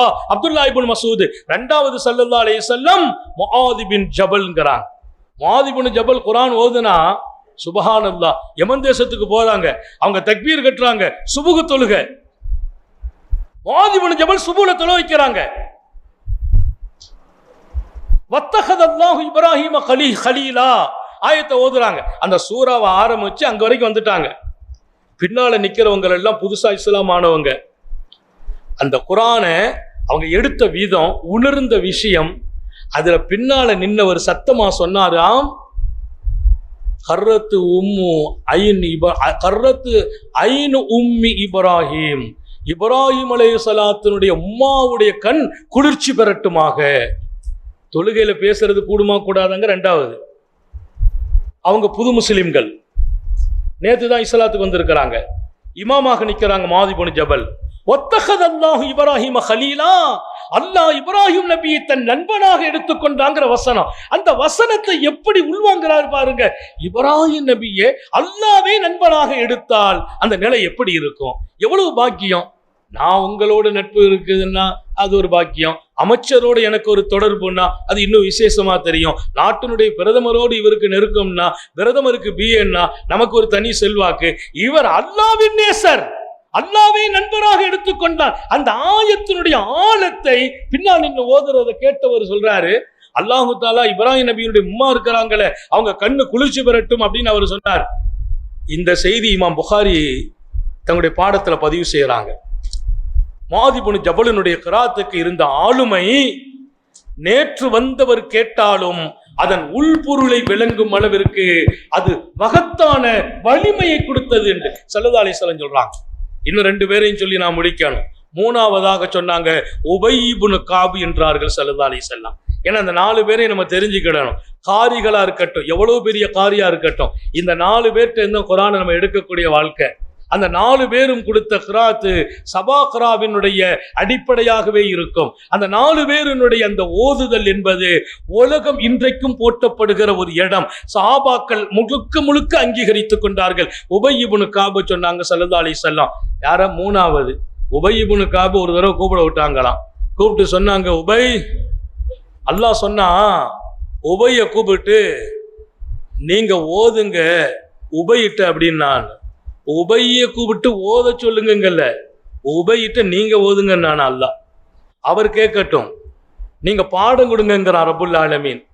ஸல்லல்லாஹு அலைஹி வஸல்லம் அப்துல்லாஹ் இப்னு மஸ்ஊதை கூப்பிட்டு நீங்க ஓதுங்க நான் கேட்கிறேங்கிறாங்க. அல்லாஹ் சொல்றான் உபைய கூப்பிட்டு நீங்க அவர்கிட்ட ஓதி காட்டுங்கிறான். உபைய கூப்பிட்டு சொன்னாங்க ரசூல், உபை உங்களை அல்லாஹ் கூப்பிட்டு நான் ஓதணும்னு சொன்னான். அழுதுட்டாங்களாம் உபை. அவங்க கேட்ட வார்த்தை என்ன தெரியுமா? அவ சம்மானி ரப்பி, அல்லாஹ் என் பேரை சொல்லி சொன்னானா? யாரையாவது ஒரு சஹாபியை கூப்பிட்டு ஒப்பிடுங்கன்னு சொன்னானா? அல்லாஹ் என் பேரை சொன்னானா? உபை என்று ரப்பே சொன்னானான்னு கேட்டார். ஏன்னா அதுதான் பெரிய விஷயம். ரசூல் சொன்னாங்க, சம்மாக்க ரப்பி, உன் பேரை சொன்னான் அல்லாஹ், உபைய கூப்பிடுங்கள் என்றான் அல்லாஹ். அழுதுட்டாங்க, தாடி நனைஞ்சு போச்சு. யார் அழுகிறா? உபை. என்ன கூப்பிட்டு ஓத சொல்ற அளவுக்கு அல்லாட்ட நான் என்ன தகுதியை படுத்துக்கிட்டேங்கிறாங்க. அவங்க பெரிய காரி. உலகத்திலேயே முதல் காரி யாரு தெரியுமா? முஹம்மது ரசூலுல்லாஹ் ஸல்லல்லாஹு அலைஹி வஸல்லம் ஓதுனா அந்த இனிமையில தன்னை இழந்துருவாங்க சஹாபாக்கள். அந்த கிராத்துக்கு முன்னால் உலகத்துல எந்த கிராத்து இருக்க முடியாது. பெருமானாரின் இனிய குரலில், அற்புதமான நயத்தில், அந்த ஆழம் விளங்கி ஓதும் தன்மை. சுபுகு தொழுகையில ரசூல் ஓதுனா சஹாபாக்கள் கண்ணீர் வடிப்பாங்க, கண்ணீர் வடிப்பாங்க. பல நேரங்கள்ல ரசூல் ஓதுவது 5 ஜுசு ஓதி இருக்கிறாங்க. தஹஜ்ஜத்துல 5 ஜுசு. பின்னால நிக்கிறாங்க சஹாபாக்கள், அவங்க மனைவி நிக்கிறாங்க. 5 ஜுசு எப்படி போச்சு? இஷா தொழுகையில நான் ஒரு 3/4 பக்கமோ 1.5 பக்கமா கூட்டிட்டேன்னா சுஜூதுல இல்ல, ருக்கு தக்பீர் கட்டிட்டு கணக்கிறார். பின்னால் நிக்கிறவர், அதற்கு என்ன மெய் செலுத்து ஓதிட்டு இருக்கிறீங்க? நீண்ட நேரம்லாம் ஓத முடியாது. நான் பொதுவா சுபுல அனபில 40 ஆயத்துல ஒரு பழக்கம் இருக்குது. நான் என்ன பண்ணுவேன்னா ஒரு 1.5 பக்கம் 1.25 பக்கம் தான் ஓதுறது. அப்படி ஓதுனேன். அப்போ ஒரு ஜமாத்து நம்ம பள்ளிக்கு வந்திருந்தாங்க. அதுல ஒரு பெரிய ஜமாத்து தலைவர் வந்திருந்தார். தொழுக முடிஞ்ச உடனே நான் தஸ்பீ கூட ஓதல, அவர் வேகமா என்னை கட்டி பிடிச்சி முசாபா செய்து அப்படியே அழுது சொன்னார், ஹதரத் ரொம்ப ஆனந்தம், எனக்கு கால் வலி ஹதரத், நின்று அப்பமெல்லாம் சேரு கிடையாது, நின்று தொழணும். ஆனா நிறைய நேரங்கள்ல நீண்ட நேரம் சுபுல ஓதணும்னு ஓதுறாங்க, என்னால நிக்க முடியல, நீங்க ஓதுனீங்க பாருங்க ஹதரத் சுருக்கமா, இதான் பெரிய பரக்கத்துன்னார். நான் இதுக்கு தான் பாராட்டு கிராத்துக்கு இல்ல, சுருக்கி ஓதுனீங்க பாருங்க. அன்னைக்கு நான் ஒரு முடிவு எடுத்தேன், இனி சுபுல 1.5 பக்கம் தான் ஓதணும். பின்னால் நிற்கிறவர்களை அறிந்து ஓதுங்கள். நிறைய பேர் என்கிட்ட கேட்பாங்க, அது ரொம்ப சுருக்கமா தொலை வைக்கிறீங்களே. இப்ப நீ ஆசைப்படுற, ஆனா அங்க 40 பேருக்கு அந்த ஆசை இல்லை, சீக்கிரம் முடிக்கணும்னு நினைக்கிறாங்க. அவங்களை அறிஞ்சு ஓத சொன்னாங்க ஸல்லல்லாஹு அலைஹி வஸல்லம். உங்களில் யார் இமாமத் செய்கிறார்களோ பின்னால் உள்ளவர்களிலே நோயாளிகள் இருக்கிறார்கள், முடியாதவர்கள் இருக்கிறார்கள், பலவீனமானவர்கள் இருக்கிறார்கள். துல் ஹாஜான்னாங்க, பல தேவை உள்ளவங்களும் வந்து நிற்பாங்க. பஜாருக்கு போகணும், கடைக்கு போகணும், அவங்க பள்ளிவாசலுக்கு வந்துட்டாங்கல்ல, நாளைக்கு வர்ற மாதிரி சூழ்நிலையில அவங்களை அனுப்புங்கன்னாங்க ஸல்லல்லாஹு அலைஹி வஸல்லம். நாளைக்கு வந்து உன் பின்னால் அவன் நிக்கிற மாதிரி நிலைமையில அனுப்பு. நீ வாட்டில ஓதிட்டே இருந்துட்டேன்னா அவன் என்ன ஆகும்? ஒரு செய்தியை சொல்லி நான் முடிச்சுக்கிறேன். ஒருவர் வந்து சொன்னார், முஆத் இப்னு ஜபல் பெரிய காரி தான். அவங்க ஒரு நாள் இஷா தொழ வைக்கிறாங்க, பின்னால போய் ஒருத்தர் நின்றார், நின்று தொழுதாங்க. முஆத் இப்னு ஜபல் சூரத்துல் பக்ரா ஆரம்பிச்சாங்க, ஓதி முடிச்சிருவாருன்னு அவரு குனிஞ்சு பார்த்தா, நிமிந்து பார்த்தார். முஆத் இப்னு ஜபல் சூரா பக்ரா பூரா முடிச்சுட்டாங்க இஷா தொழுகையில. ரெண்டாவது சூரத்து ஆல இம்ரான் ஆரம்பிக்கிறாங்க, ஆல இம்ரான்ல பாதியில முடிச்சிருவான்னு பார்த்து அவர் முடிக்கல, ஓதிட்டு இருக்கிறார். இவரு டக்குன்னு தக்பீர் அவுத்துட்டு ஓடி போயிட்டார். தக்பீர் அவுத்துட்டு ஓடி போயிட்டார். நேரா ரசூல்கிட்ட வந்தாங்க, யார் ரசூலல்லாஹ், எங்க பகுதிக்கு ஒரு இமாம் அனுப்பிட்டீங்க, அற்புதமான கிராத்து, ஆனா பக்ராவை முடிச்சு ஆல இம்ரான் ஆரம்பிச்சிட்டாரு, இன்னும் நிசாவை முடிப்பார் போல தெரியுது. நான் எவ்வளவு கஷ்டத்துல இருக்கிறோன்னு அவர்களுக்கு உணரலைன்னாங்க. சங்கடமா இருக்குது, அதனால என்னுடைய நிறைய காரியங்கள் தடைப்பட்டு போச்சுன்னார். உடனே பெருமானார் கூப்பிட விடுறாங்க, யார? முஆத் இப்னு ஜபல. காரி தான் கூப்பிட்டு கேட்டாங்க. அந்த வார்த்தை வரலாற்றின் தங்க எழுத்து. சொன்னார்களாம், முஆத், நீ குழப்பவாதியா என்று கேட்டார். நீ குழப்பவாதியா முஆத்? பின்னால் நிக்கிறவங்க நில அறியாம நீ வாட்ல பக்ரா ஓதுகிறாய், ஆல இம்ரானை ஓதுகிறாய். வேண்டாம். அலம் தர கைஃப பாலா ஓத முடியாதா? ஒல்லுஹா உல்லைலி ஓத முடியாதா? ஒல்லைலி ஓத முடியாதா? ஒஷம்ஸ் ஓத முடியாதா? போதும், உம்மத்துக்கு பின்னாலே நிற்க வைத்து விட்டு முன்னால் நிற்கிற இமாம்கள் கவனம் எடுங்கள் என்கிறார்கள் ஹாரூனிய சீலர் ஸல்லல்லாஹு அலைஹி வஸல்லம். கைர் அல்ஹம்துலில்லாஹ். 4ஆவதாக ஸல்லல்லாஹு அலைஹி வஸல்லம் உபய் இப்னு கஅப். 3ஆவதாக 4வது ஒரு பெரிய பாக்கியம் சையதுனா சாலிம் மௌலா அபி ஹுதைஃபா. அவங்க தான் நம்ம இதயத்தில் இடம் பிடிக்கிறாங்க. ஏன்னா அவர் ஒரு அடிமை, அபூ ஹுதைஃபாவின் அடிமை. பகலெல்லாம் எஜமானுக்கு வேலை, ராத்திரி எஜமான் எப்போ எழுந்திருக்க சொன்னாலும் எழுந்திருக்கணும். அந்த வேலைக்கு மத்தியில் இரவில் அவர் தூங்குவதில்லை. கிட்டத்தட்ட ஒவ்வொரு இரவிலும் குர்ஆனில் சுலுசை முடிப்பார். சுலுசுனா 10 ஜுசு முடிப்பார் குர்ஆனை. யார்? சையதுனா சாலிம் மௌலா அபி ஹுதைஃபா. என் சாலிமை அவரிடத்தில் கிராத்தை எடுத்துக்கொள்ளுங்கள் என்றார்கள் ஸல்லல்லாஹு அலைஹி வஸல்லம். அல்லாஹ் இப்படிப்பட்ட அருமையான காரிகளின் பாதையில் நாம் நடக்க செய்வானாக. உங்க எல்லாருக்கும் சொல்லுகிறேன், நாங்க மன்னராத ஐயந்துர இலா ரஜுலின் மினல் ஜன்னா, சொர்க்கவாசி இந்த மண்ணில் நடந்துட்டு இருக்கிறார். அப்படி ஒரு ஆளை நீங்க பார்க்கணும்னா வல்யந்துர் இலா சாலிம், என் சாலிமை பாருங்கள் என்றார்கள். காரிகளை எங்க கொண்டு நிறுத்துறாங்க? நடமாடும் சொர்க்கவாசி. அல்லாஹ் நமக்கு நீண்ட ஆயுளை தருவானாக, நோயில்லா வாழ்வை தருவானாக, குன்றாத சுகத்தை தருவானாக, நிரப்பமான ஈமானை தருவானாக, விடும் மூச்சும் எழும் பேச்சும் அவன் சிந்தனையாக்குவானாக, ஓடும் அவன் இஷ்கும் அன்பும் கலந்து ஓடச் செய்வானாக. நாம் பெற்ற பிள்ளைகளை கண்குளிர்ச்சி ஆக்கி வைப்பானாக. நம்முடைய பிள்ளைகளின் கல்வியில், ஈமானில், அமலில், ரிஸ்கில் அல்லாஹ் பரக்கத் செய்வான். நெடிய நாட்கள் நோய் நொடிகள் இல்லாமல் உடல் ஆரோக்கியத்தோடு மன நிறைவு இன்பத்தோடு அல்லாஹ்வை நின்று வணங்கி வழிபட்டு வாழும் நசீபையும் பாக்கியத்தையும் எல்லாம் அல்ல அல்லாஹ் உங்களுக்கும் எனக்கும், நம்மை ஈன்றெடுத்த தாய் தந்தையர்களுக்கும், நமது மனைவி மக்கள் உற்றார் உறவினர் யாவருக்கும் கொடுத்தருள் புரிவானாக. இப்படி பரக்கத்தான இந்த மஜ்லிஸை நடத்திய நமது இஸ்லாமிய அருமையான நண்பர்கள், இந்த தலைமை செயலாளர், பொருளாளர், இந்த பொறுப்பாளர்கள் இன்னும் இந்த போன்ற பணிகளை அதிகப்படுத்த தௌஃபீக் செய்வானாக.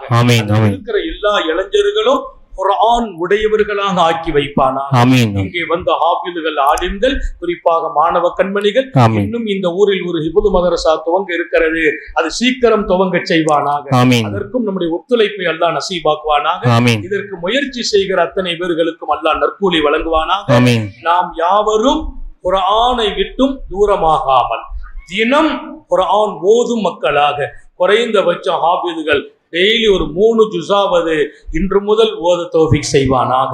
நமது உயிரினும் மேலான கண்மணி காத்தமுன் நபியின் சர்க்காரே ஆலம் சுந்தர நபிகள் ஸல்லல்லாஹு அலைஹி வஸல்லம் அவர்களை கனவிலும் நனவிலும் கண்டுகளிக்கும் பெரும் பாக்கியத்தை அல்லாஹ் நம் எல்லோருக்கும் கொடுத்தருள் புரிவானாக. இந்த நல்ல துஆக்களோடு உங்கள் எல்லோருடைய துஆவை ஆதரவைத்து என் வார்த்தைகளை நிறைவுபடுத்துகிறேன். குறிப்பாக உலமாக்கள், ஹாஃபிதுகள், காரிகளின் உயிரோட்டமான துஆவை ஆதரவைத்து என் அன்பு பிள்ளை ஷேக் ஆலிம் உஸ்மானிக்கு இந்த சேவையை தூண்டும் நிலையிலும் ஊக்குவிக்கும் நிலையிலும் அவர் செயல்படுவதில் இன்னும் நிறைய துஆ செய்கிறேன். ஆரோக்கியத்தோடும் ஹயாத்தோடும் அல்லாஹ் செயல்பட வைப்பானாக. அஸ்ஸலாமு அலைக்கும் வரஹ்மத்துல்லாஹி வபரகாத்துஹு.